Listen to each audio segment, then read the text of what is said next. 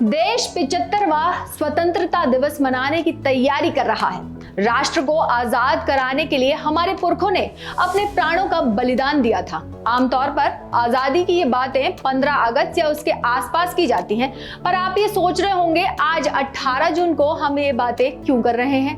दरअसल आज का दिन पश्चिमी तट से सटे छोटे से राज्य गोवा के लिए बेहद खास है। आज के ही दिन गोवा में आजादी की अलख जगी थी। पूरी जानकारी आपको आगे बताएंगे। नमस्कार, आप देख रहे हैं डेली बज शो, जिसमें हम लेकर आते हैं दिन भर की बड़ी खबर पूरी रिसर्च के साथ और ईमानदार विश्लेषण के साथ। शो की शुरुआत करते हैं इस वीडियो से।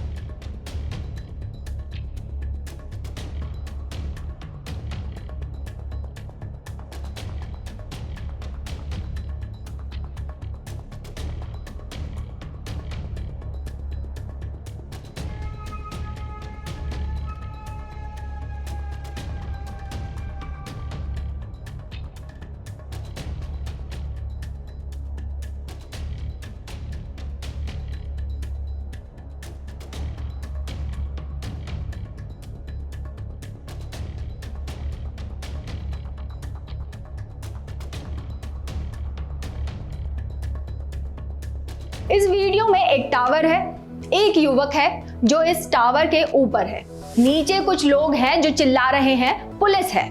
ये वीडियो गुजरात के अहमदाबाद का है। पुलिस का कहना है कि विलास परमार नाम का एक युवक नशे की हालत में 200 फीट ऊंचे टावर पर चढ़ गया। जब लोगों ने इसे टावर पर चढ़ा देखा तो उसे उतारने की कोशिश करने लगे, लेकिन ये उतरने की बजाय और ऊपर चला गया। बाद में पुलिस ने टर्न टेबल सीढ़ी लगाकर इस शख्स को नीचे उतारा। बहरहाल बढ़ते हैं आगे और आपको लिए चलते हैं बंगाल। गुरु रविंद्रनाथ टैगोर ने भले ही अमार सोनार बांग्ला यानी मेरा सोने का बंगाल की कल्पना बहुत पहले की थी, लेकिन विधानसभा चुनाव खत्म होने के बाद भी यहाँ राजनीतिक हिंसा थमने का नाम नहीं ले रही। ममता बनर्जी के भतीजे अभिषेक बनर्जी को थप्पड़ मारने वाले बीजेपी नेता की रहस्यमय ढंग से मौत हो जाने के बाद बंगाल पर बवाल दिख रहा है। वहीं परिवार वालों ने बीजेपी नेता देवाशीष आचार्य की मौत को हत्या करार कर दिया। कहा जा रहा है कि कुछ अनजान लोगों ने मिदनापुर के तमलुक जिला अस्पताल में उन्हें भर्ती कराया था, जहां उनकी मौत हो गई थी। डॉक्टर ने जब पूछताछ के लिए उन लोगों को बुलाना चाहा तो वहां कोई नहीं मिला। बाद में डॉक्टर और पुलिस ने इसकी जानकारी परिवार को दी। बीजेपी ने देवाशीष आचार्य की मौत पर सवाल उठा दिए। उनका कहना है कि टीएमसी कार्यकर्ता लगातार बीजेपी नेताओं को निशाना बना रहे हैं, लेकिन सीएम ममता बनर्जी इस पर ध्यान नहीं दे रही हैं। वहीं पुलिस ने अपनी शुरुआती जांच में पाया कि देवाशीष 16 जून की शाम अपने दोस्तों के साथ बाहर गए थे। वो चाय की दुकान पर भी रुके, लेकिन उसके बाद वो अचानक से गायब हो गए। फिलहाल मामले की जांच जारी है। बंगाल में राजनीतिक हिंसा का ये कोई पहला मामला नहीं है। आए दिन बंगाल से हिंसा की खबरें आती रहती हैं। साल 2015 में इसी बीजेपी नेता ने एक कार्यक्रम के दौरान ममता के भतीजे अभिषेक को थप्पड़ जड़ दिया था।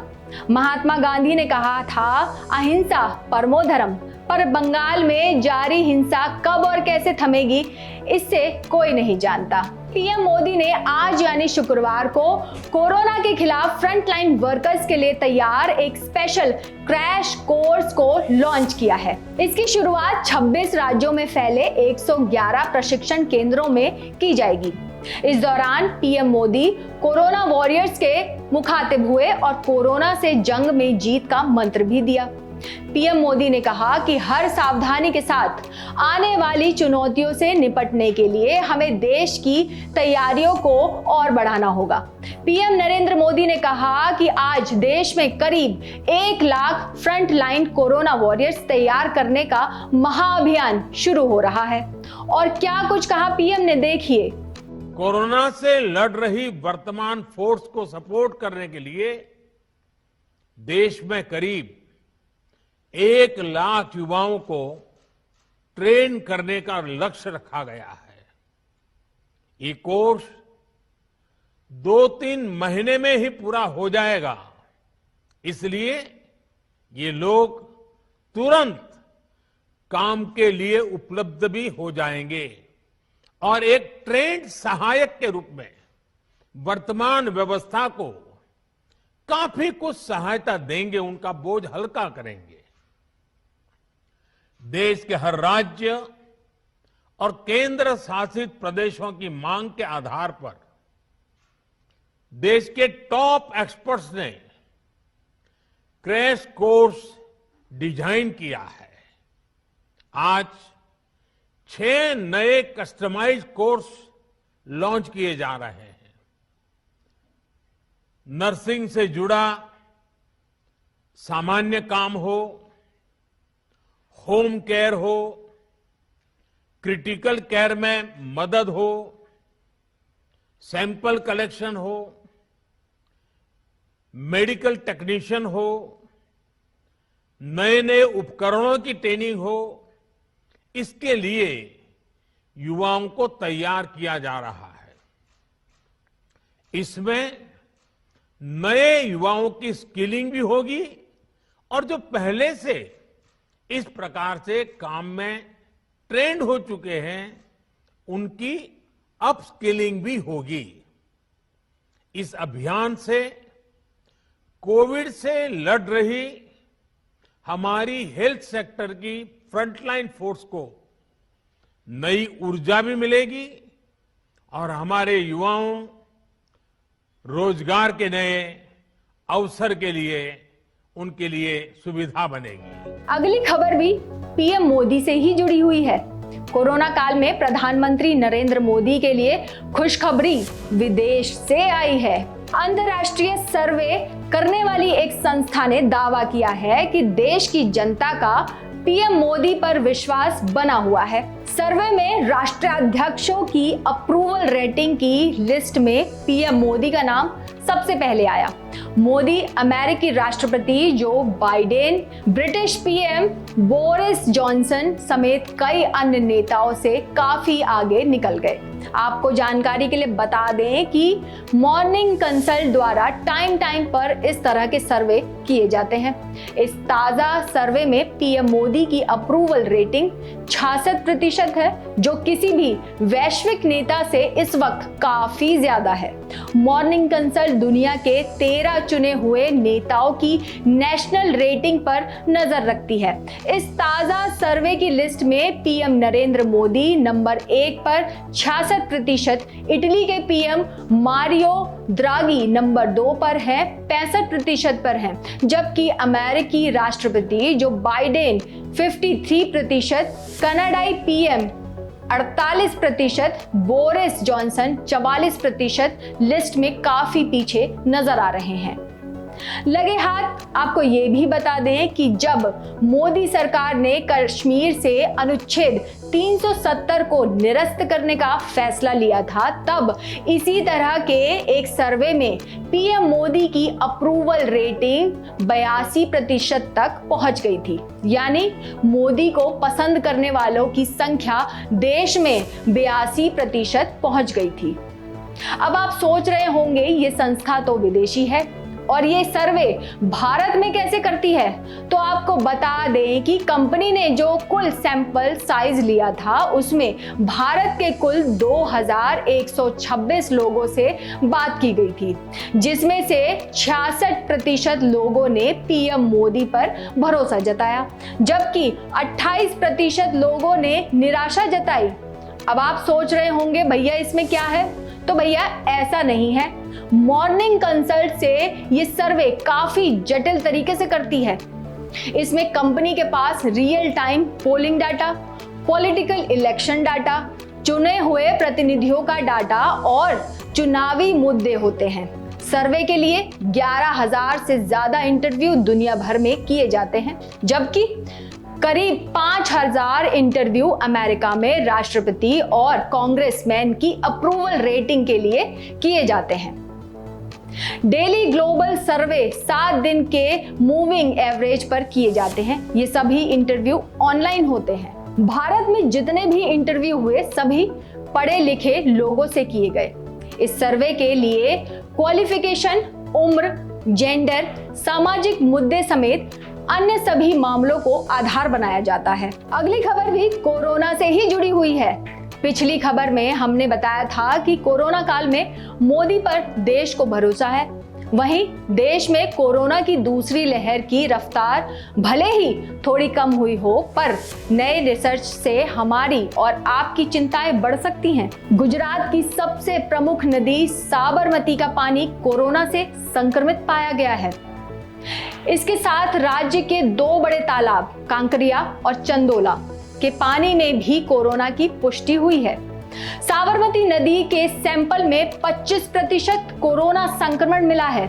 आईआईटी गांधीनगर ने साबरमती नदी के पानी के सैंपल लिए थे। ये सैंपल नदी से 3 सितंबर से 29 दिसंबर 2020 तक हर हफ्ते लिए गए थे। साबरमती नदी से 694, कांकरिया तालाब से 549 और चंदोला तालाब से 402 सैंपल लेकर उसकी जांच की गई। इन सैंपल में ही कोरोना वायरस पाया गया है। शोध में माना जा रहा है कि कोरोना वायरस प्राकृतिक जल में जीवित रह सकता है, इसीलिए देश की सभी नदियों की जांच होनी चाहिए। नदियों में कोरोना के लक्षण मिलने से चिंताएं बढ़ गई है। इससे पहले गंगा नदी से जुड़े अलग अलग सीवेज में भी कोरोना वायरस पाया गया था। अब बात करते हैं एक छोटे से खूबसूरत राज्य गोवा की।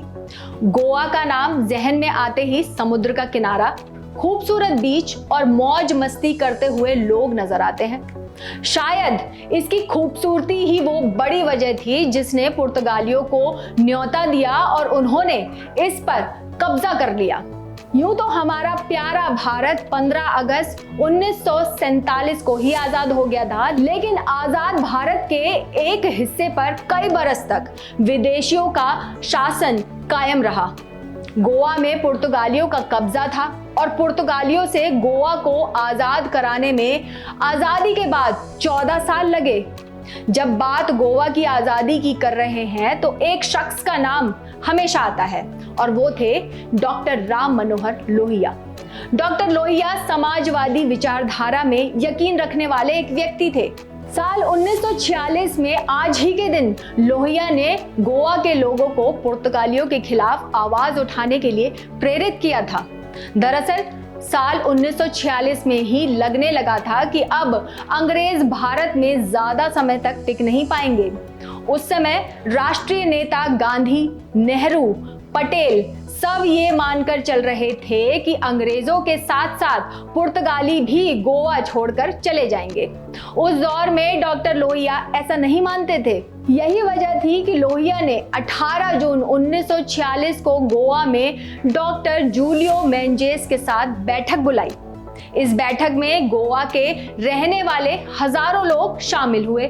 इन दोनों ने मिलकर गोवा वासियों के दिलों में आजादी की अलख जगाई। इस क्रांति ने आजादी की लड़ाई को और मजबूत किया। गोवा की आजादी के लिए एक लंबा आंदोलन चला और 19 दिसंबर 1961 को भारतीय सेना ने यहां आक्रमण किया और गोवा को पुर्तगालियों के शासन से आजाद करवाया, जिसके बाद गोवा भारत में शामिल हो गया। हर साल आज के ही दिन यानी 18 जून को गोवा क्रांति दिवस के रूप में मनाया जाता है। यूपी के रहने वाले डॉक्टर लोहिया ने गोवा की आजादी के लिए जो बिगुल बजाया, उन्हें हमेशा याद किया जाएगा। लोहिया को पूरे गोवा में मुक्ति योद्धा का दर्जा हासिल है। कोंकणी भाषा में डॉक्टर लोहिया पर कई लोकगीत और कविताएं लिखी गईं। कोंकणी के प्रसिद्ध कवि मनोहर राव सरदेसाई ने लिखा था, आज हम हो गए आजाद, मुक्त हमारी आवाज, सब कुछ देने को हम तैयार, मांग लो हमारा प्यार। हे आज्ञावादा के शेर, तुमने जागने की दे दी पुकार। और अंत में बात करते हैं एक माँ के प्यार की, जो अपने बच्चे को नहलाने ले जा रही है। माँ होती है, चाहे वो किसी की भी हो। इस वीडियो में एक हथनी अपने बच्चे को नहलाने ले जा रही है। इस वीडियो को नटराज नाम के ट्विटर हैंडल से शेयर किया गया है। अब हम आपसे लेते हैं विदा, तब तक अपना और अपनों का बहुत ख्याल रखिए। हम जाते जाते इस वीडियो को आपके लिए छोड़ जा रहे हैं, लेकिन उससे पहले बेल आइकन दबाकर हमारे चैनल को सब्सक्राइब जरूर कर लीजिएगा।